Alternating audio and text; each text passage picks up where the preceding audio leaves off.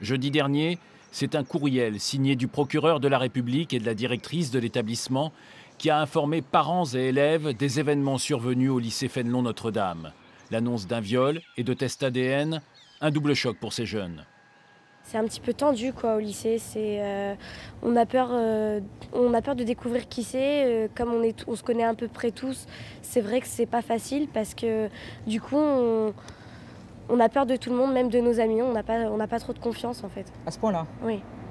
Et ça fait un peu peur au fond de se dire c'est la semaine prochaine, on va avoir des tests, on va vérifier si c'est pas nous. Enfin, c'est quand même assez gênant. Enfin, de savoir qu'on va avoir un test, ça fait bizarre. On a envie de savoir, mais au fond de nous, on n'a pas non plus envie de le savoir parce que ça se trouve, c'est un ami très proche. Et ce serait. Enfin, vivre avec ça, franchement, que ce soit un ami très proche de nous, enfin, je sais pas, c'est pas vivable. C'est monstrueux déjà ce qu'il a fait à cette jeune fille. Enfin, c'est horrible.